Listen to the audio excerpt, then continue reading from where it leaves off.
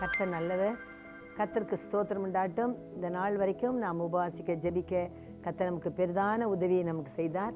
இந்த நாளிலுமாய் கூட நம்மை ஆவிலும் ஆத்மாவிலும் சரீரத்திலும் கர்த்தர் நம்மை பலப்படுத்தினார். உபவாச நாட்களுடைய பலனை நாம் அனுபவிக்க பல நன்மையான காரியங்களை நமக்கு செய்தார். நன்றியுள்ள இருதயத்தோடு நாம் கர்த்தருக்கு நன்றி செலுத்த வேண்டியதாக இருக்குது. நாம் தேவனுக்கு ஸ்தோத்திரங்களை செலுத்துவோம். குடும்பமாய் கர்த்தரை நாம் ஆராதிப்போம். ஏதோ உபவாச ஜெபம் முடிந்தது என்று சொல்லி நாம் ஜெபத்தை நிறுத்திவிடக்கூடாது. நம் வாழ்நாளெல்லாம் கர்த்தருக்கு நன்றி சொல்ல கடமைப்பட்டிருக்கிறோம். கர்த்தரோடு பேசி பழகி சமாதானமாக இருக்க, ஜெபத்திலே நாம் தொடர்ந்து இருக்க நாம் கடமைப்பட்டவர்களாக இருக்கிறோம். இந்த நாளிலே நான் உங்களுக்கு ஒரு முக்கியமான விஷயத்தை சொல்ல போகிறேன். அது என்ன என்றால், கடைசி நாட்களுக்குள்ளே நாம் கடந்து போய் கொண்டிருக்கிறோம். நாட்களை பார்த்தால் மிகவும் கொடிதாக இருக்குது. 2 தீமோத்தேயு 3 வாசிக்கிறோம், இனி கொடிய காலங்கள் கடைசி நாட்களில் வரும் என்று அறியீர்களா என்று வேதம் சொல்கிறது. ஆகவே கொடிய காலங்கள் இனி வரப்போகிறது. நான் உங்களை பயமுறுத்துறதுக்காக சொல்லவில்லை, நாம் ஆயத்தப்படுவதற்காக சொல்கிறேன். கண்டிப்பாய் கடைசி நாட்களிலே கொடிய காலங்கள் வரும். இதை ஆண்டவராகிய இயேசு கிறிஸ்து மத்தேயு 24 நமக்கு முன்னமே எழுதி வைத்திருக்கிறார். ஆகவே நாம் இதற்கு எல்லாவற்றுக்கும் நாம் தப்பித்து கொள்ளவும் நமக்கு வழியை வைத்திருக்கிறார். நாம் உபத்திரவத்தில் அகப்பட வேண்டியது அவசியம் இல்லை. நாம் கஷ்டப்பட வேண்டும், சாத்தானுடைய சோதனைக்கு உட்பட வேண்டியது நம்முடைய காரியம் அல்ல. கர்த்தர் நமக்கு தப்பித்து கொள்ளத்தக்கதான வழியை கூட வைத்திருக்கிறார். அது என்ன தெரியுமா? சோதனைக்குட்படாதபடிக்கு நீங்கள் விழித்திருந்து ஜெபம் பண்ணுங்கள் என்று சொல்கிறார். வெளிப்படுத்தல் 3:10 கூட நாம் வாசிக்கிறோம், நீங்கள் பூச்சக்கரம் எங்கும் வரப்போகிற அந்த ஆபத்துக்கு நீங்கள் தப்பும்படி உங்கள் பொறுமையின் வசனத்தை காத்துக்கொள்ளுங்கள் என்று சொல்லி வெளிப்படுத்தல் 3:10 நாம் வாசிக்கிறோம். ஆகவே உபத்திரவங்கள் வரும், பலவிதமான சோதனைகள் வருகிறது. ஆனால் எல்லாவற்றுக்கும் மத்தியிலே கர்த்தர் நமக்கு தப்பித்துக்கொள்ள வழியை வைத்திருக்கிறார். அவர்தான் நம்முடைய வாழ்க்கையினுடைய படகாய் நமக்கு இருக்கிறார். அவரோடு கூட நாம் செல்லும் பொழுது எந்த பிரச்சனையும் நமக்கு கிடையாது. வாழ்க்கை என்னும் பயணத்திலே இயேசு இருப்பாரானால் நமக்கு எந்த பிரச்சனையும் இல்லை. ஆகவே இயேசுவை உங்களுக்கு சொந்தமாய் கொண்டிருக்கிறபடினால் எந்த ஆபத்து விபத்துகளுக்கும் நாம் பயப்படாமல் அவரோடு கூட நாம் பயணம் செய்வோம். பாருங்கள், லூக்கா 21:36 கர்த்தர் நமக்கு எழுதி வைத்திருக்கிறார், ஆகையால் இனி சம்பவிக்க போகிற இவைகளுக்கெல்லாம் நீங்கள் தப்பி மனுஷகுமாரனுக்கு முன்பாக நிற்க பாத்திரவான்களை எண்ணப்படுவதற்கு எப்பொழுதும் ஜெபம் பண்ணி விழித்திருங்கள். இது ஆண்டவராகிய இயேசு கிறிஸ்து நமக்கு சொன்ன ஆலோசனையாக இருக்குது. இனி இவைகள் எல்லாம் சம்பவிக்க போகிறது, இவைகள் எல்லாம் வரப்போகிறது. ஆனால் இவைகளுக்கெல்லாம் நீங்கள் தப்பித்து கொள்ளத்தக்கதாக, மனுஷகுமாரனுக்கு முன்பாக நிற்கத்தக்கதாக நீங்கள் எப்பொழுதும் விழித்திருந்து ஜெபம் பண்ணுங்கள். ஜாக்கிரதையாய், ஐயோ நான் விழித்திருந்து நான் ஜெபிக்க வேண்டும் என்று சொல்லி நாம் ஜெபிக்க. விழித்திருந்தா எப்பொழுதுமே நம்ம தூங்காமல் விழித்திருக்கிறத பற்றி சொல்லலை. ஜாக்கிரதையாக இருந்து நீங்கள் ஜெபம் பண்ணுங்கள். காரியங்களுக்காய் ஜெபம் பண்ணுங்கள், பேர் சொல்லி ஜெபம் பண்ணுங்கள், விஷயங்களுக்காய் ஜெபம் பண்ணுங்கள், பாவங்களை விட்டொழிய நீங்கள் ஜெபம் பண்ணுங்கள், சாத்தானை ஜெயித்து கொள்வதற்கு பலனை வேண்டி ஜெபம் பண்ணுங்கள். இதுதான் கர்த்தர் நமக்கு சொல்லுகிறதா இருக்கிறது. ஆகவே எப்பொழுதும் நீங்கள் விழித்திருந்து எந்தெந்த காரியங்களுக்காய் கர்த்தரிடத்தில் நீங்கள் கேட்க வேண்டுமோ அதெல்லாம் நீங்கள் கேட்டு நீங்கள் ஜெபிக்கலாம்.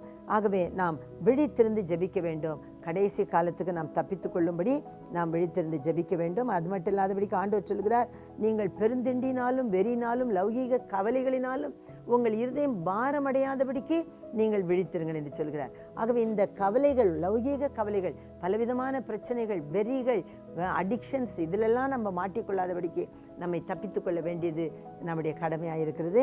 ஆகவே இன்னும் ஆண்டவர் சொல்கிறார், அக்காலத்தை நீங்கள் அறியாதபடினாலே எச்சரிக்கையாயிருங்கள், விழித்திருந்து ஜெபம் பண்ணுங்கள் என்று மார்க் 13:33 நாம் வாசிக்கிறோம். அந்த காலத்தை, அது எப்பொழுது வரும் என்று நம்மளுக்கு தெரியாது.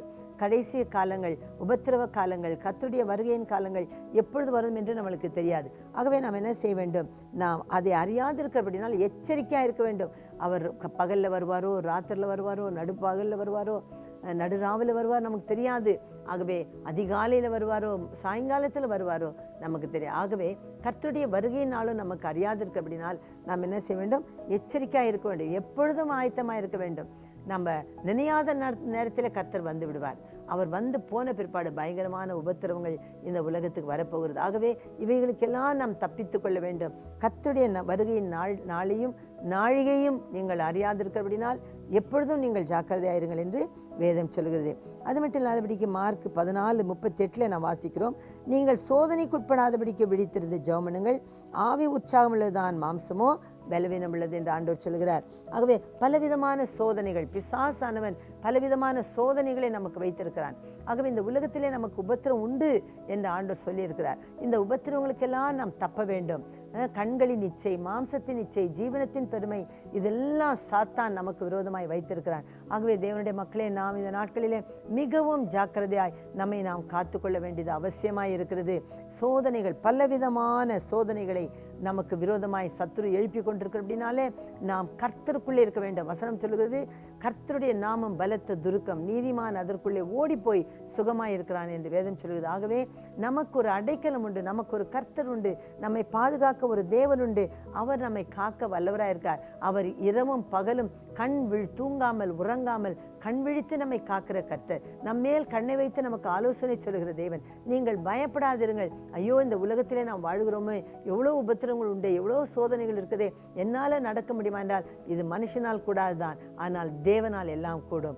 நாம் கர்த்தருக்குள் இருந்தால் அவர் நம்மை தாங்குகிறவரும், நம்மை கரத்தின் நிழலால் மறைக்கிறவரும், தோளிலே வைத்து சுமக்கிறவரும், இடுப்பிலே வைத்து நம்மை தூக்கி சுமக்கிறவருமாய் இருக்கிறார். ஆகவே நம்முடைய தேவன் நம்மை ஒரு பொழுதும் விட்டு விலக மாட்டார்.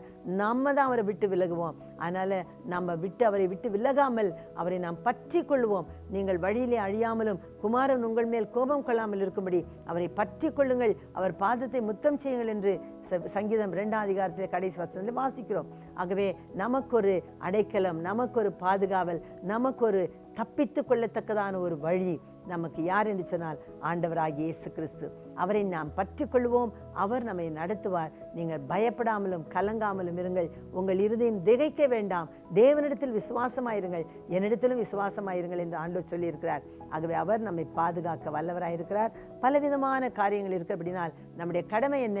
நாம் ஜெபிக்க வேண்டும். ஜெபத்தில் ஆண்டவராகிய இயேசு கிறிஸ்துவை துதியுங்கள், ஸ்தோத்திரம் பண்ணுங்கள், பாடல்களை பாடுங்கள். குடும்பமாய் உட்கார்ந்து தினந்தோறும் பிள்ளைகளை கூட நீங்கள் கிறிஸ்துவுக்குள்ளே வளர்த்து, நீங்கள் பாடல்களை சொல்லிக் கொடுத்து, பாட்டுக்களை பாடி, வசனங்களை வாசித்து, வசனங்களை அவர்களுக்கு சொல்லிக் கொடுத்து நாம் இந்த நாட்களை பிரயோஜனப்படுத்திக் கொள்வோமானால் கடைசி காலத்தினுடைய உபத்திரவத்துக்கு நாம் பயப்பட வேண்டிய அவசியமே இல்லை.